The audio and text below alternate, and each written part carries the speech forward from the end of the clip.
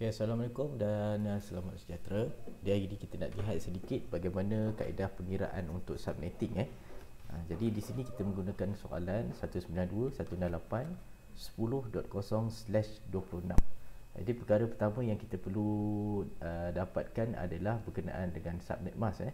Jadi subnet mask ni kita perolehi daripada nilai perfix yang diberikan ni lah. Jadi di sini kalau dia menggunakan perfix /26, maka kita dah sedia maklum bahawa subnet mask dia adalah 255.255.255.192. Macam mana kita dapat 192? Seperti yang kita sedia maklum bahawa main perfix adalah /8, /16 dan /24. Jadi untuk mendapatkan 26, sebelum tu nilai perfix yang paling hampir dengan /26 adalah /24 lah. Jadi untuk mendapatkan 26, maka kita perlu menambahkan 2 pada 24 ni. Jadi apa yang dimaksudkan dengan 2 ni? Melalui magic number yang kita ada ni, 11, 8, 4, 2, 1. Jadi apabila di sini disebut penambahan 2, maka kita perlu tambah 2 bit pada bahagian ini. Dan untuk mendapatkan subnet mask ni, kita perlu tambah 128 tambah 64. Jadi di situ kita akan dapat 192 lah. Itu yang pertama. Dan yang kedua, kita akan dapatkan number of total host. Total host bagi address tersebut lah. Jadi total host ni kita perolehi daripada hasil bit yang tidak dipinjamkan melalui pengiraan kita. Jadi ini adalah full bit 255.255.255. Itu disebut sebagai full bit lah. 255 dan 192. Baik, ini bila kita tukarkan kepada bentuk binary, kita akan dapat full bit lah di sini 1, 2, 3, 4, 1, 2, 3, 4. Itu juga dengan yang terakhir. Dan yang di belakang ni 192, kita tahu kita dah convert tadi, maka dia akan jadi 2 bit sahaja, dan yang lain tu akan menggunakan bit 0 lah.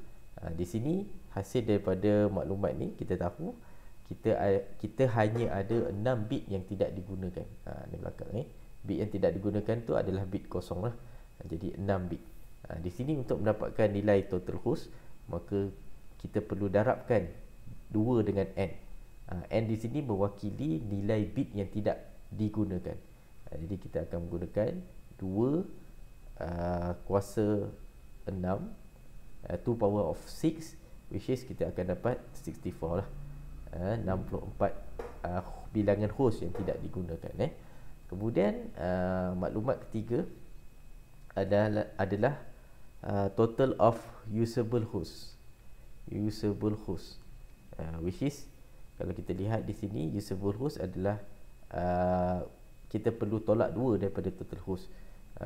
Sebagai contoh, 64 melalui maklumat total host, kita tolak 2. Kenapa kita kena tolak 2? Melalui kelas yang lepas saya dah maklumkan, yang mana di dalam network ada 2 address yang tidak boleh kita gunakan. Address tersebut adalah yang disebut sebagai network address, dan yang kedua adalah broadcast address. Jadi 2 address tidak boleh digunakan. Kita akan tolak pada address, dan di sini yang hanya boleh digunakan, address yang hanya boleh digunakan adalah sebanyak 62 host sahaja. Sebab apa? Kita dah tolak 2. Kenapa kena tolak 2? Sebab 2 address ini tidak boleh digunakan pada mana-mana host, pada PC, pada router, server, printer dan sebagainya. Baik, itu adalah maklumat yang ketiga. Manakala yang seterusnya kita nak melihat berkenaan dengan total of subnet ataupun number of subnet. Baik, daripada maklumat ini juga kita perhatikan maklumat pada subnet mask ni, total of subnet akan mendapatkan maklumat dia daripada bilangan bit yang dipinjamkan tadi. Kalau kita ikut pada subnet mask, bilangan bit yang kita pinjam tadi ada 2. Kenapa 2? berdasarkan kepada main subnet tadi. Sebab main subnet ni adalah prefix dia adalah /24. Jadi di sini dia meminjam 2 bagi membolehkan pengiraan merujuk kepada prefix /26 lah. Pada /26. Jadi sini kita mendapatkan maklumat proses ini meminjam 2 bit daripada bit asal, iaitu /24. Jadi sini kita menggunakan formula 2 kuasa S. 2 kuasa S which is 2 kuasa 2. Jadi 2 kuasa 2 sama dengan 4 lah. Number of subnet dia akan kita dapat 4 subnet kat sini, iaitu bermula dengan subnet 0, 1, 2 dan 3. Baik, kemudian kita akan lihat network address. Network address bagi soalan ini, Baik, memandangkan soalan ini bermula dengan dot kosong.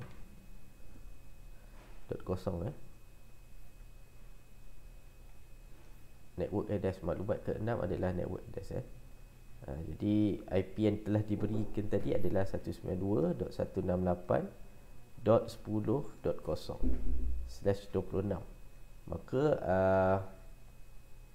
maklumat yang kita perolehi iaitu dot kosong ini sebenarnya telah menyatakan yang address ini adalah network address, iaitu salah satu address yang tidak boleh digunakan. Ia hanya petunjuk di mana address ini adalah address yang pertama di dalam kita punya subnet lah. Jadi itu. Namun jika dia memberi maklumat lain, contohnya 192.168.10.200 sebagai contoh, maka kita perlu melakukan proses logical AND di antara IP address dan juga subnet mask untuk mencari nilai network address, untuk cari nilai network address. Jadi bagaimana kaedah untuk melakukan proses logical AND ni boleh rujuk pada slide ataupun video presentation saya yang lepas. Di situ saya ada terangkan bagaimana untuk melakukan proses logical AND.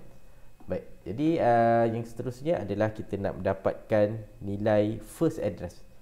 Nilai first address bagi soalan yang diberilah. Jadi nilai first address di sini adalah kita akan tambah 1 daripada nilai network address. Contohnya 192.168.10.0 adalah network address, jadi kita tambah 1, dia akan jadi .1 lah. .1. Kemudian yang terakhir adalah kita akan cari last address. Okey. Last address ada 2 kaedah untuk subnet, untuk subnetting. Yang pertama adalah kita menggunakan kaedah XOR di antara subnet mask dan juga network address. Jadi XOR kita akan dapat last address. Dan sebenarnya untuk subnet ni kita ada satu lagi kaedah yang lebih pantas, yang mana kaedah tersebut adalah merujuk kepada maklumat usable host.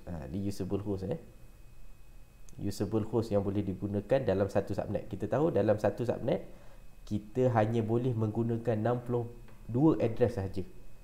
Di situ kita boleh melakukan proses pengiraan, iaitu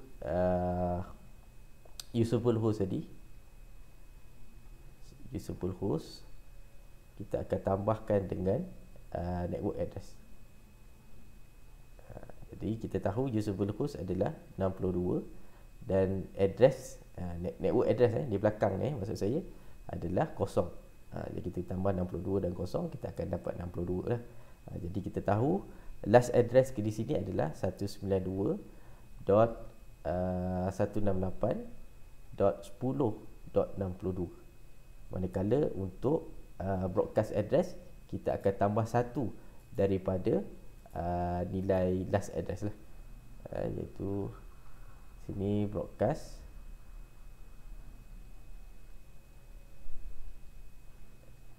address. Jadi kita akan dapat 192.168.10.63. Baik. Untuk last address ni sebenarnya kaedah pertama yang saya dah maklum tadi adalah menggunakan kaedah XOR juga boleh digunakan yang mana kita tukarkan dahulu nilai network address kita kepada nilai kita tukarkan dulu first address kita ni kepada nilai binary 192, 168, 10 dan 1 kepada nilai binary, dan kita kemudiannya melakukan proses XOR bersama dengan subnet mask bagi address tersebut. Proses tersebut akan membolehkan pengiraan untuk last address ni diperolehi. Jadi sepatutnya jawapannya akan tetap sama, iaitu 192.168.10.62. Baik, ini adalah untuk subnet yang pertama. Jadi saya tulis di atas ni untuk subnet, pengiraan untuk subnet yang pertama. Jadi subnet yang seterusnya sebenarnya dah tak jadi masalah sebab kita dah dapat subnet yang pertama. Jadi ini adalah subnet. Ini adalah network address. Sebenarnya subnet ni perlu ditulis dalam table bagi memudahkan untuk kita lihat last, dan ini broadcast.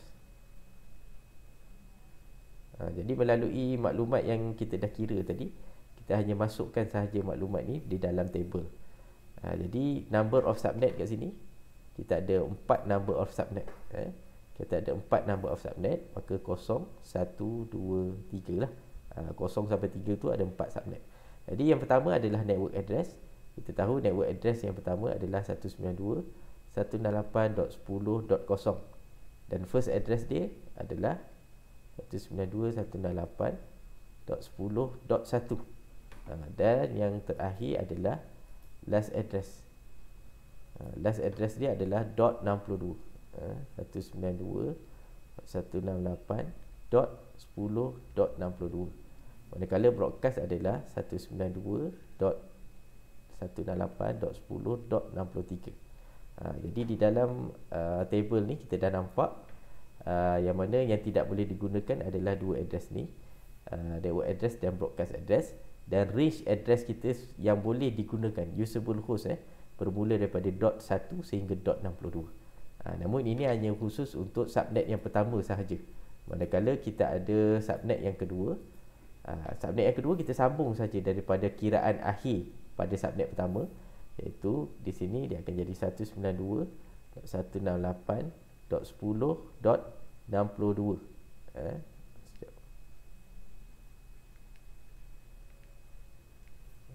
Padam .62 okey. .62, dan kemudian kita tambah satu daripada 64, maafkan saya, 64, sebab kita kena tambah satu daripada 63, dia akan jadi 64. Dia tidak boleh menggunakan address yang sama, dia tak ada duplication of address, sebab setiap address adalah unik. Baik. Kemudian first address kita tambah satu daripada 64, kita akan dapat .65 lah. Dan last address kita menggunakan kaedah yang telah kita guna pakai sebelumnya, iaitu kita akan tambahkan 62 dengan network address. Dalam situasi ini kita akan tambahkan 62 dengan 65 lah, sebab 65 adalah first address untuk subnet yang pertama. 62 tambah 65, kita akan dapat 127. Jadi kita akan tambahkan dengan 64. Maaf, sekali lagi 64 sebab kita nak tambah dengan network address, bukan first address. 64. Jadi di sini kita akan dapat 126. Jadi 126 adalah last address untuk subnet yang kedua, 126. Manakala broadcast kita tambah satu daripada subnet yang kedua, kita akan dapat 127 lah. Kemudian kita proceed terus kepada subnet yang ketiga. Daripada nilai akhir IP ataupun broadcast pada subnet yang kedua ni, kita bawa turun di bawah. Di sini akan jadi 128. First address akan jadi 129. Manakala last address kita akan dapat 190. Begitu juga dengan broadcast address 191. Mana dapat 190? Seperti yang kita dah lihat pada kaedah sebelumnya, kita ambil 128 untuk network address bagi subnet ketiga ni, kemudian kita akan tambahkan dengan usable host pada pengiraan yang kita dah jalankan sebelumnya. Jadi kita akan dapat 190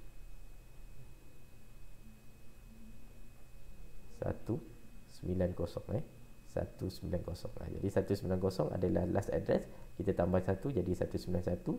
Kemudian akhir sekali kita lihat pada subnet yang terakhir, iaitu subnet yang keempat. Dia akan bermula dengan .192 iaitu pada network address, kemudian 193. Dan sekali lagi kita melakukan proses yang telah kita laksanakan tadi, iaitu 192 kita tambahkan dengan usable host. Jadi kat sini kita akan dapat kita akan dapat 254 untuk last address, dan akhir sekali kita akan dapat broadcast adalah 255. 192.168.10.255. Jadi ini adalah pengiraan akhir yang dapat kita perolehi daripada hasil pengiraan awal yang kita dah lakukan tadi. Jadi sebenarnya mengapa biasanya kita melakukan proses subnetting ni? Antara lainnya adalah konsep ini adalah sebenarnya lebih menjimatkan berbanding kaedah kelas full yang kita lihat pada kelas yang sebelumnya. Dan yang kedua adalah sesebuah teknologi atau protokol itu boleh kita lakukan pada setiap subnet. Maksudnya subnet yang pertama kita nak implement VLAN.